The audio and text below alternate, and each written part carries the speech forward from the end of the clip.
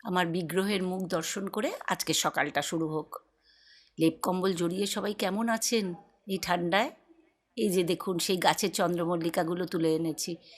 এখন সাদা টগর ফুল খুব একটা ফোটে না, চন্দ্রমল্লিকা দিয়েই ঠাকুরের সিংহাসন সাজানো হয়েছে। কি ভালো লাগছে না টাটকা ফুল দিয়ে ঠাকুর ঘর। যথারীতি চলে এসেছি রান্নাঘরে, আমাদের নির্দিষ্ট জায়গা। আজকে ভাইয়ের বাড়ি যাব, ভাইয়ের লক্ষ্মী ঠাকুরের প্রাণ প্রতিষ্ঠা, তাই তাড়াতাড়ি রান্না করে বেরিয়ে যাব। ফ্রিজে একটু ভেটকি আর একটু রুই মাছ আছে, সব মিলিয়ে একটু মাছ পাতুরি করব। ভাবছেন তো এই তাড়াহুড়োয় মাছ পাতুরি কেন? আসল মাছ পাতুরি হলে আমার আর অন্য কিছু রাঁধতে হবে না, সবাই ওটা দিয়ে খুব ভালো খায়। এই যে একটা বাটিতে আমি সর্ষে, কাঁচা লঙ্কা, শুকনো লঙ্কা একটু লবণ দিয়ে পেস্ট করে নিলাম। আলু ভাজার মতো একটু বেগুন কেটে হালকা একটু কড়াইয়ে তেলে সাঁতলে নিয়েছি। এবার এই মশলাটা দিয়ে একটু কাঁচা তেল দিয়ে মাছটা মেখে নিচ্ছি। সত্যি রান্নাটার যা টেস্ট না, যখন খাবো তখনই খাটনিটা ভুলে যাই, পরিশ্রমটা সার্থক।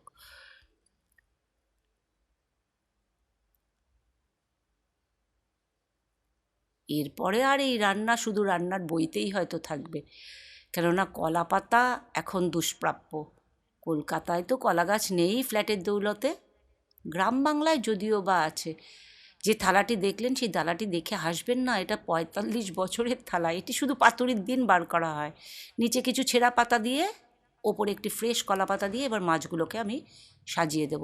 এই মাছ পাতুরিটা আজকে করার একটাই কারণ, এটি গ্যাসে একটু সিমে আঁচে বসিয়ে আমি ওদিকে স্নান রেডি হতে পারবো। আমার অসুবিধা নেই যে বারবার নাড়তে হবে এসে। এই যে মাছগুলো সমস্ত সাজিয়ে দিয়েছি। সবাই আমার বাড়ি একটু ঝাল খেতে ভালোবাসে, তাই কিছু কাঁচা লঙ্কা চিড়ে দিয়ে এইবার গ্যাসে সিমে এটা বসিয়ে দিয়ে আমি আগে স্নানে চলে যাব। সকাল সকাল যেতে বলেছে। আসল শীতের সকালটাই যে শুরু হয় অনেক দেরিতে, বিছানা ছেড়ে উঠতেই ইচ্ছে করে না। এবার সিমে এটা হতে থাকবে, একটা ঢাকা দিয়ে দিলাম। যথারীতি আমি স্নান করে আবার চলে এসেছি। দেখুন নিচের দিকটা হয়ে গেছে। এবার ওপরে প্রথমে একটা ফ্রেশ কলা পাতা দেবো, কেননা মাছটা উল্টালে প্রথমে এই পাতাটাইতেই মাছগুলো পড়বে, তারপরে ছেঁড়া পাতাগুলো দেব।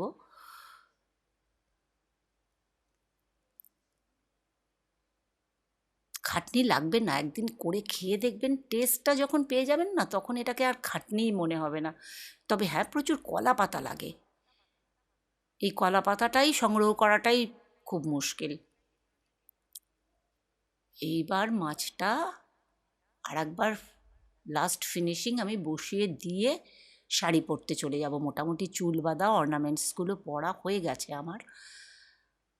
কত সকালে যেতে বলেছিল, কি করব বলুন। গুছিয়ে তপরে না বাড়ি থেকে বেরোতে হয়, মেয়েরা বললেই বেরোতে পারে না। এই চলে এসেছি ভাইয়ের বাড়ি।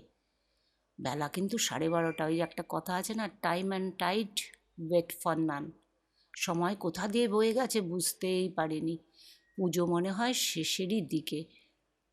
দেখছি তো ঘরে এখানে কেউ নেই, হয়তো সবাই ঠাকুর ঘরে। চলুন ঠাকুর ঘরে যাই। এই যে মালা আমি নিয়ে এসেছি, ঠাকুরমশাইকে বললাম মাকে একটু পরিয়ে দিতে। ঠাকুরমশাই যখন মালা পরাচ্ছেন আমি তখন হাত জোর করে লোকনাথ বাবাকে বলছি, তুমি আমায় ক্ষমা করে দিও, আমি না পার্শিয়ালি করিনি, কিন্তু আমি একটা মালা নিয়ে এসেছি, আমি ভুলেই গেছি আর একটা মালা কিনতে। পুজো হয়েই গেছে। যজ্ঞ, পুজো, প্রাণ প্রতিষ্ঠা কিছুই আপনাদের দেখাতে পারলাম না, আমি অনেক পরে এসে পৌঁছেছি। ঠাকুরমশাই শুধু লক্ষ্মীর পাঁচালিটুকুই পড়া বাকি ছিল, ওটুকুই দাঁড়িয়ে দাঁড়িয়ে কিছুক্ষণ শুনলাম। পূর্ণং ভবতু তৎসর্বং তৎপ্রসাদানি মহেশ্বরী। ওম তৎসদ ওম তৎসদ ওম। এই যে এখানে রান্নার প্রস্তুতি চলছে, প্রসাদের সঙ্গে একটু খিচুড়ি তরকারি যাবে। ভাইয়ের বউ আলুর দম করছে, তার জ্যাঠাতো দিদি চাটনি, আমার বোন করেছে খিচুড়িটা, বানিয়েছে খিচুড়িটা, টেবিল অবধি এনেছে আমার ভাই। আমার বোন একটু সুপারওম্যান নিজেকে ভেবে খিচুড়িটা নাবাতে গেছিলো, দেখলাম ক্লান্ত হয়ে চেয়ারে বসে পড়ল। বিকেলবেলা কিছু কেনাকাটা ছিল, তাই তাড়াতাড়ি ওদের বাড়ি থেকে বেরিয়েছি। একটি শপিং মলের সামনে এসে দাঁড়ালাম।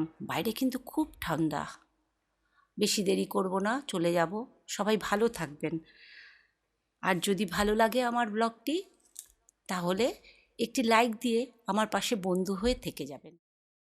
এখানে এটি খুব জাগ্রত কালী মন্দির। একসময় এখানে বলি হতো, এখন হয়তো পুজোর সময়, কালী পুজোর সময় সবজি বলি, চাল কুমড়ো বলি,